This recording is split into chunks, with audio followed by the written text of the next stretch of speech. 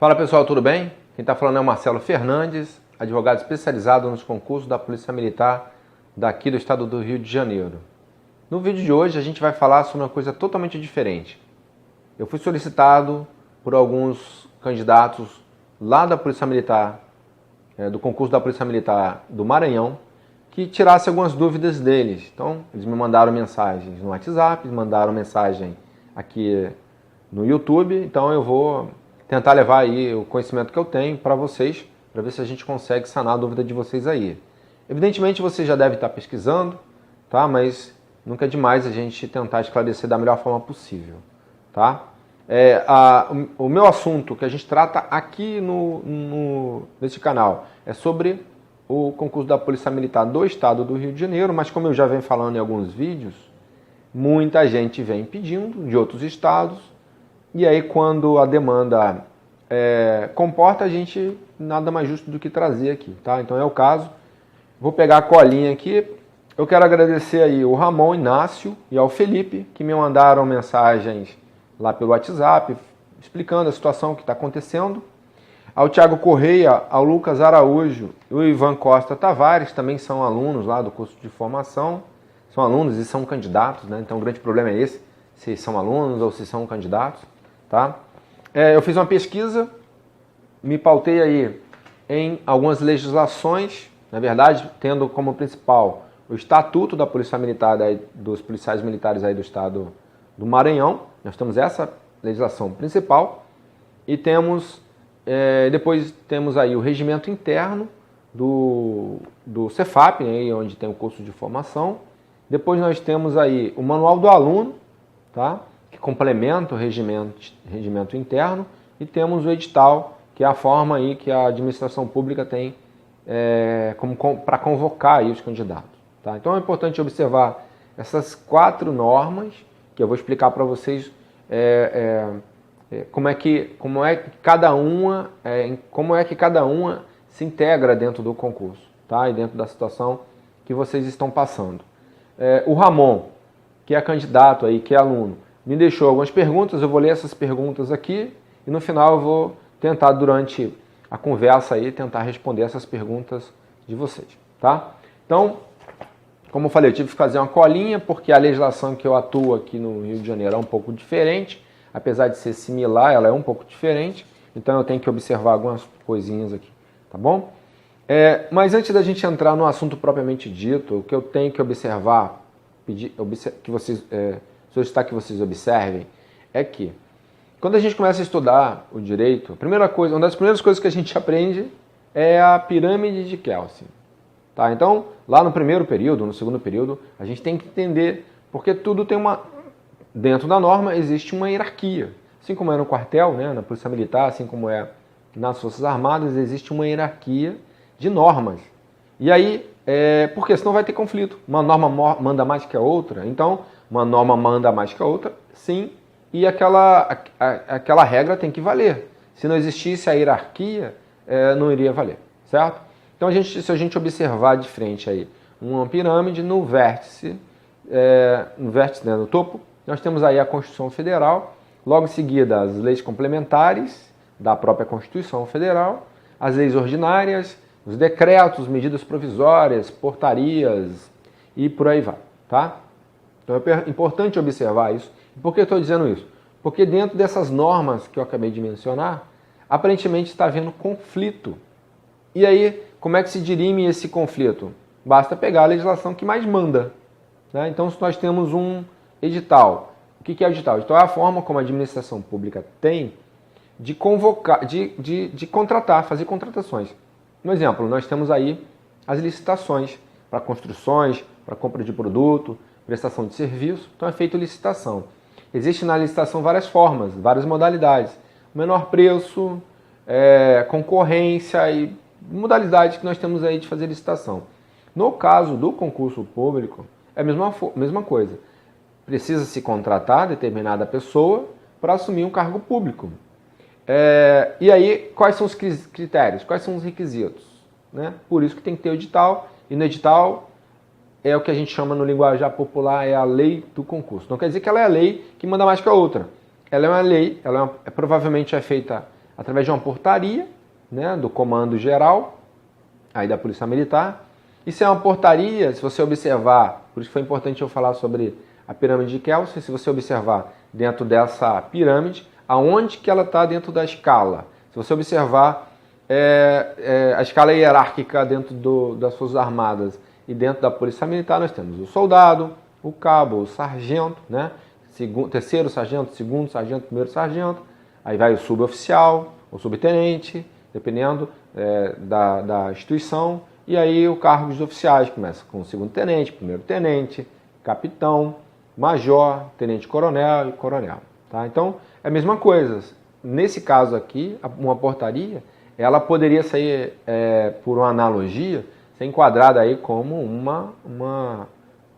como soldado, né? A maior quantidade que tem, porque toda hora, cada instituição, cada autoridade, ela pode criar uma norma dentro dela, só que se essa norma ela bater de frente com a norma maior, né, que tem maior poder, dentro dessa hierarquia que eu falei, automaticamente ela perde aí o seu valor. Vou dar um exemplo bem clássico. Dentro do Estatuto da Polícia Militar, de uma forma geral, o Estatuto da Polícia Militar, como força auxiliar do Exército, em regra, tanto o Estatuto Policial quanto o regulamento disciplinar, ele é baseado na legislação do Exército. Então, a legislação do Exército, ela vem lá de 1980, 81, alguma coisa assim. Então, todas as demais tiveram modificações no decorrer do tempo, mas aquilo que não teve modificação, como ela é anterior à Constituição, como ela é anterior à Constituição Federal, então não houve a modificação. Só que essa modificação que tem, se ela bater de frente, se essa norma que está lá, ela for antes da Constituição, e ela bater de frente com a Constituição, ou seja, a Constituição não aceita aquilo, automaticamente ela está revogada, ou derrogada, dependendo do termo aí como é que se utiliza. E o que significa isso? Significa que ela não tem valor. Tá? Mesmo não tendo sido riscada, mesmo não tendo sido revogada expressamente, ela não tem valor. Vou dar um exemplo bem clássico, que está no Estatuto da Polícia Militar, que diz o seguinte, que para o policial militar ir até o Poder Judiciário, ele obrigatoriamente tem que esgotar a esfera administrativa. Né? Isso está bem claro em qualquer estatuto da Polícia dos policiais militares aí dispostos aí pelo território do Brasil. Isso é antes de 1988, antes da entrada em vigor da Constituição Federal. E existe um princípio lá no artigo 5º da Constituição, salvo engano, inciso 35, que fala do princípio da inafastabilidade da jurisdição. Que diz o seguinte, ninguém é obrigado a esgotar a esfera administrativa para poder ir até o judiciário. Isso não existe. Então, se a gente pegar o Estatuto da Polícia Militar, espalhado aí, né, de todos os estados, e o Estatuto dos Militares, das Forças Armadas, que é uma legislação anterior à Constituição Federal, a Constituição Federal não aceita, então automaticamente está revogado isso, está derrogado essa norma. Tá? E por que isso acontece? Porque existe uma hierarquia, por isso que eu falei lá na tal da pirâmide de Kelsen. Então é importante observar isso, por quê? Porque dentro do assunto de vocês, policiais militares, aí, candidatos, para mim, já vou responder. Na minha opinião, vocês são policiais militares. Tá? Essa é a resposta que eu tenho, que eu acredito que todos vocês acreditam, por isso que vocês buscaram. Né? Mas eu vou tentar esclarecer aqui. Então, se vocês pegarem essa norma, Estatuto da Polícia Militar, Regimento Interno, Manual do Aluno e o edital, é só observar quem é que manda mais dentro da hierarquia, tá? Que vai prevalecer. E aí vocês vão decidir o que vocês vão fazer dentro dos critérios aí de necessidade de vocês. Tá? Então é importante observar isso. Outra coisa que eu tenho que passar é o seguinte, ingressar com ação judicial sempre tem que ser a última opção. A não ser que tenha jeito. Se não tiver jeito, ingresse com ação judicial, mas tem que tentar de todas as outras formas.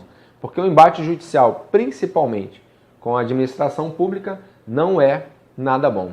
Tá? Não é nada bom porque demora. A administração pública ela goza de um princípio chamado princípio da veracidade, da legalidade, veracidade, que quer dizer o quê? Quer dizer que o que está dizendo é a verdade.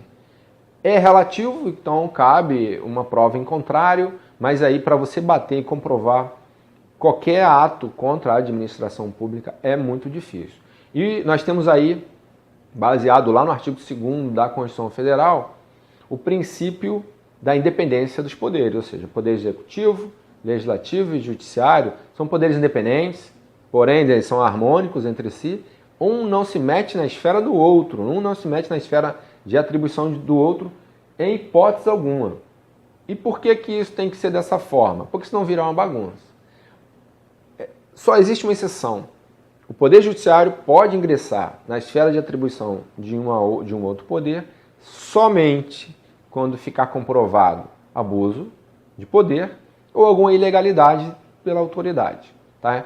Feito isso, com certeza vai conseguir aí a tutela jurisdicional, tá, que você está pleiteando. Então é importante observar esses conceitos que são teóricos, mas são os conceitos mais importantes.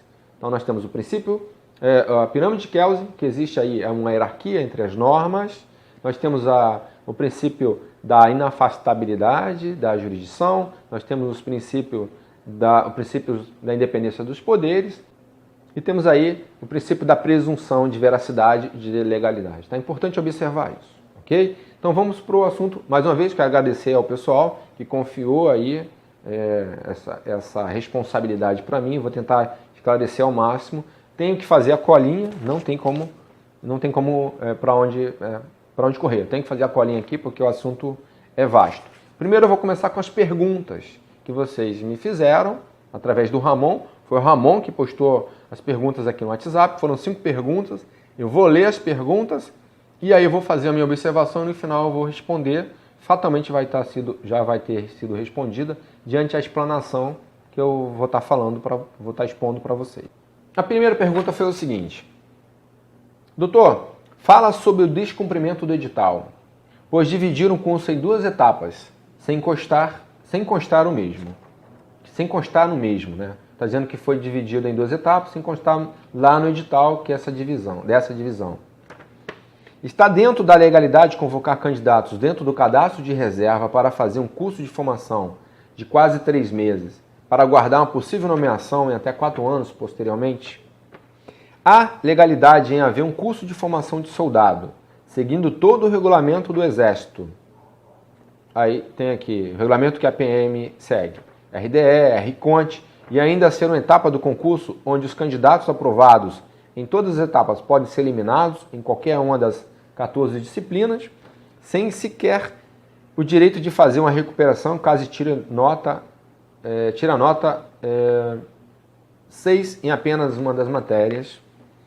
Se existe a possibilidade de conseguirmos o direito a recuperar uma possível nomeação, já que, de acordo com o Estatuto da Polícia Militar, somos militares da ativa, de acordo com o manual do aluno, não temos direito à recuperação. Fala sobre o descumprimento do edital, pois no edital que fala que todos vão fazer o curso de 1.200 horas e dividiram em 2 etapas, sendo que só irá participar da segunda etapa quem não reprovar nenhuma matéria estiver no limite das vagas. Perfeito, então. Então vamos lá para responder as perguntas de vocês aí.